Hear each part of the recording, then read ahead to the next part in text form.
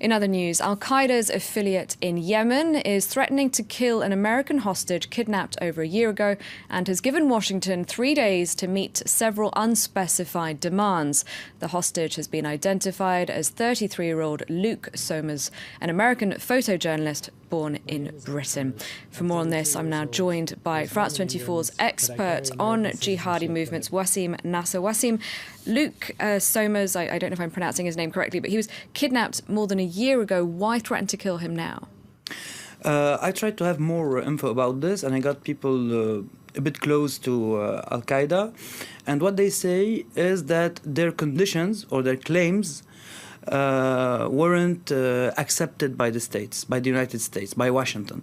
So they put this 3 days, ultimatum for Washington to respond favorably for their demands. But we shouldn't forget also that they claim that Somers is a CIA agent. And in their argument, they say that he got kidnapped because he was working with the American authorities.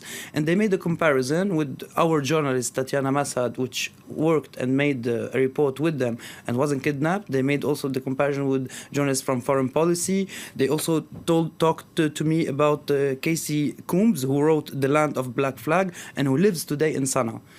And they say that even if journalists are easy targets for them, as they said, they are not specifically targeting journalists, but they kidnapped Somers because they think that he is a U.S. agent. And we shouldn't forget also that last week, U.S. forces stormed a hideout of Al-Qaeda in Hadramaut to release hostages. And that was a failed attempt. Yes, that was a failed attempt, and at the time I said here in France 24 that the first objective or the first target of this operation wasn't maybe Somers, but another person, which is Racheed el-Habchi, which is a high-ranking intelligence official. He's Yemeni, but he also has the U.S. citizenship, as many intelligence officers, because it's kind of a protection for them.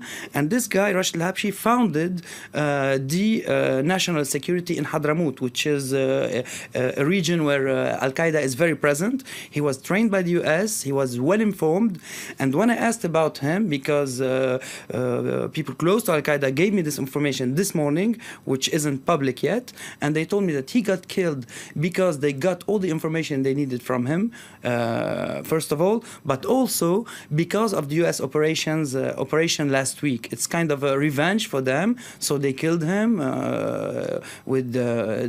they shot him, and they threw his body in a town called Al-Qatan in Hadramaut. So it's a real revenge for them to kill this high-ranking official, which is also an American citizen, as they say. And you've also got more information for us on this week's attack in Sana'a on the Iranian ambassador's residence. Yes, they made it was a car that exploded next to the residence of the new Iranian ambassador, because he just got into the country like 2 days ago. And we shouldn't forget also that in the same street a year ago, another Iranian diplomat was killed also by Al-Qaeda. And it's also for them respond to the Iranian help to the Houthi, which are the Shia in Yemen, and who are really advancing in the north of the country, and who got the overhand over Sana'a today. So this is in the straight line of the war between Al-Qaeda and between the Houthi in one hand, and if we look at the region as a whole, it's in the war between Sunni and Shia today, which is all over the region, in Iraq, in Syria, and elsewhere. Okay, thank you very much indeed for bringing us some exclusive information there, Wasim. Thank you.